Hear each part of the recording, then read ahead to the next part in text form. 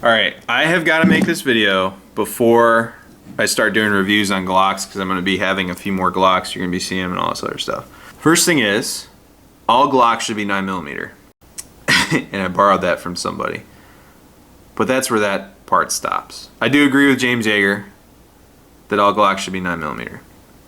I will give them credit that they did a good job with the 10mm.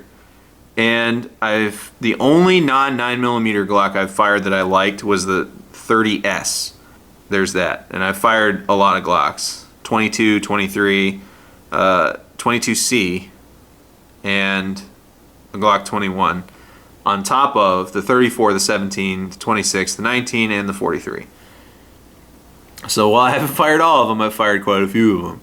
The other thing is I agree with Larry Vickers on the chamber tolerances for a stock Glock barrel and 9mm are a little looser than other brands. So the inherent mechanical accuracy of a Glock is a little less, and I mean it may not even be a difference you can shoot, but it's a little less than say like an HK or a SIG or something like that. And the reason everybody usually says, my Glock eats everything I feed it, it's because the chamber tolerances are a little looser. So it's a benefit and a disadvantage. I love the rifling in the Glocks. The polygonal rifling is the way to go. And you'll never catch me saying that a Glock barrel is a bad barrel. It's not a bad barrel. I know a lot of guys swap them out, but my Glocks are going to have stock barrels, period. So with all that said, there's things I like and things I don't like. The Glocks I recommend, and the only Glocks you're going to see from me, are 17, the 19, the 34, and the 43. Not the 26. I'm literally going to have every pistol I'm ever going to want ever to buy a Glock 30S. Or someone's going to have to give one to me, or trade one to me, or someone's going to be like, do you want my 30S for $100? So the Glock 19 is my favorite. I like the 17 a lot. The 34, I've only fired once, and it left a lasting impression. I'm probably going to get one, just one, for me. And I really, the Glock 43 is my guilty pleasure. I don't know why I like that gun so much. I'm probably going to get one just to have. I may not even ever carry it. I just like it. And I don't like the 26 because I just don't. I don't feel like it's not a bad gun. In fact, a couple hours ago I recommended one to somebody, but I think the P30 SK just blows it out of the water. And I was going to buy a Glock 26 as my subcompact pistol, but the P30 SK is just so damn good at what it does. I don't think the 26 is a bad gun. So all of you people starting to rage type into the comment section right now, you run it. I think it's good. Enjoy it. I personally, my mileage, my opinion, my feeling is I don't like it. For me. I hope that was clear enough. Probably won't be. Now, there are things I don't like about Glocks. There are things I'm okay with, and then there's stuff that I really do enjoy about Glocks. The things I hate are easy. I hate the magazines. I think the thickness is unacceptable. I think the fact that they're made out of polymer is dumb when they have metal lining. You could have just made it out of metal, and then you wouldn't even have the magazine oozing out issue where you have to karate chop the gun half the time to get the magazine out because it's polymer on polymer contact and it increases the friction. If it was metal like an HK, most of them anyway, it would fly out of there. So I think that's stupid. I don't like pig nosing, but this one's doing okay so far. I absolutely despise both the sight picture and these plastic placeholders that are called sights on these things. Especially when the Glock factory night sights are so good. I know a lot of people type that in the comments. They are good. I give them credit, but the Trijicon HDs are going on there because they're operator. And the last thing I don't like is this. I hate that. And I hate how they say I hate how they say it's supposed to be that way, like we designed it that way. Okay, bud. And the last thing is I don't like how it's a crapshoot nowadays. Not before. My My Gen 3 Blue Label that I had ejected perfectly. But I hate that nowadays it's hit or miss whether your gun's going to eject properly or throw brass in your face. I think that's absolutely unacceptable. Things I'm okay with are what Glock offers you for the money. It's not anything that's going to blow you away. And I have to admit that I have a quality bias. I like quality firearms because my mentor and family member from all my old videos, he's a master gunsmith, and I am both his apprentice and an apprentice. And seeing a quality firearm and appreciating what it takes to make one and hand fit it and do all the stuff that you do to make a nice gun nice, I have a quality bias. It's there. I fully accept that there's people that buy 2 Glock 19s or a couple Glock 17s and a couple Glock 19s and call it a day. I wish I was that person. I really do. I really, really wish I would have some Gucci ass rifles if my handgun selection was much more simple.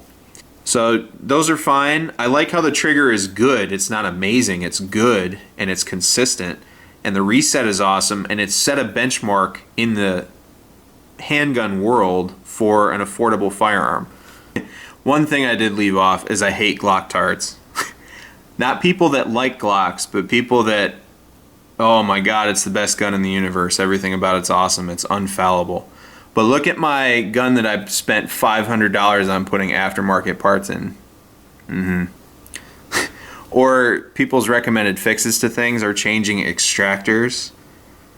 That's an integral part of how it's supposed to work. That's like somebody changing their air conditioning pump to an aftermarket air conditioning unit in their car.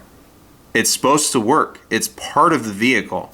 It's not a performance enhancement. It's something to get the gun to run how it's supposed to, like send the brass where it's supposed to go in the first place. That stuff bothers me. But back to the good stuff.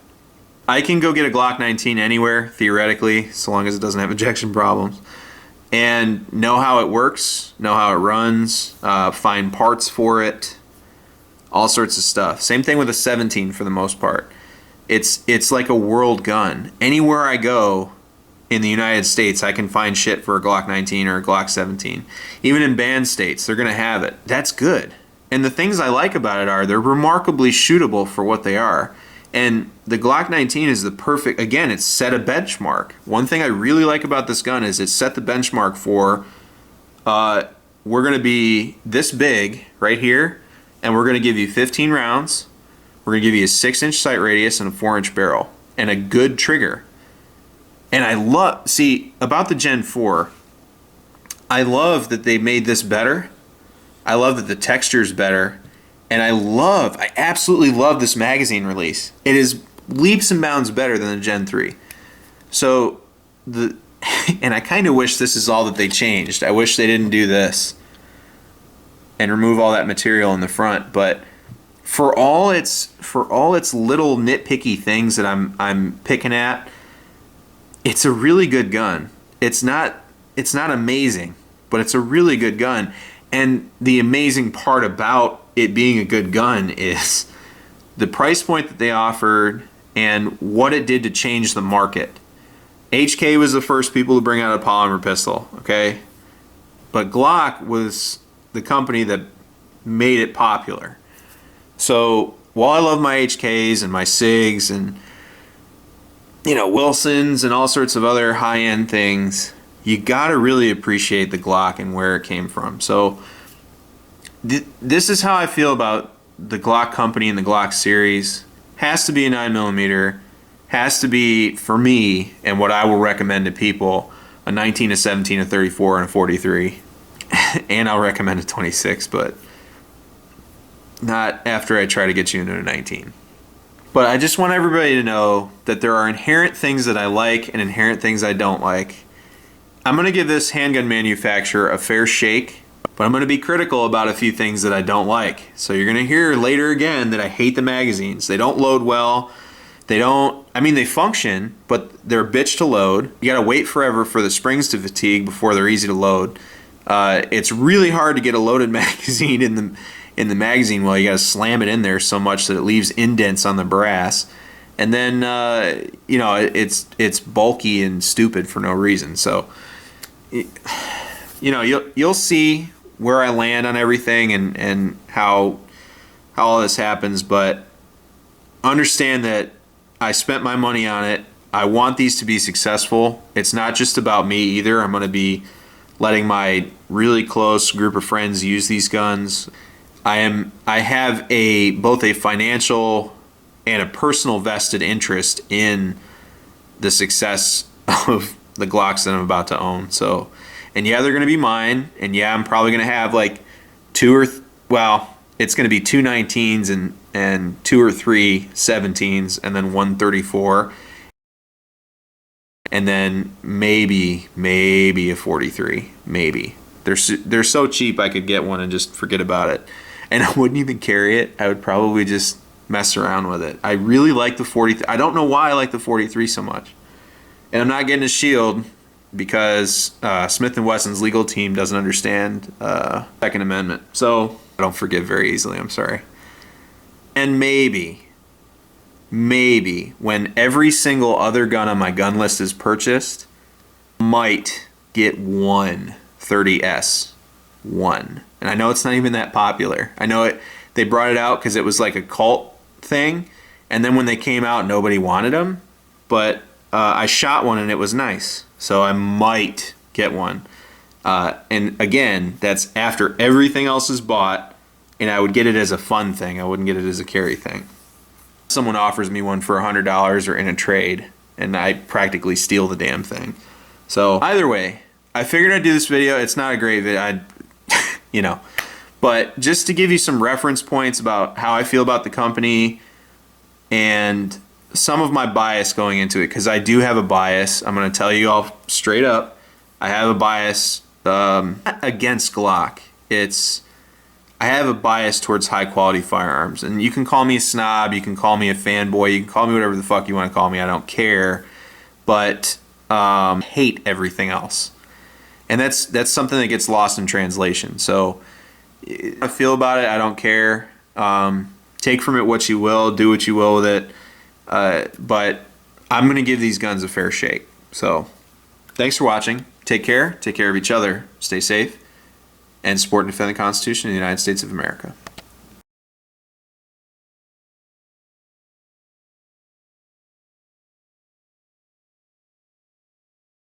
The reason I hate saying this company's name is because of Corey AWOL Jackson in Fake Time that they used to do there.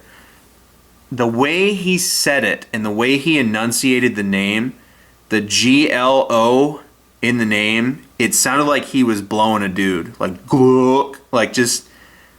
And every time I say it, I hear it in the back of my head, and I hate that he haunts me like that because I just hate him and I have no respect for him, and he's like the lowest form of person next to like a rapist or a pedophile. Like Valor Thieves are like one level above that for me.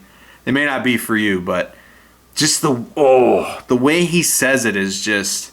And I don't want anybody to go back and watch his videos because we were successful in shutting him down. Like the veteran and the active duty and the reserve military groups on YouTube were really awesome about shutting him down. And he's a public disgrace now. But if you ever happen upon one of his videos and you hear how he says Glock and how many fucking times he says Glock over and over and over and over again, it just gets under my skin.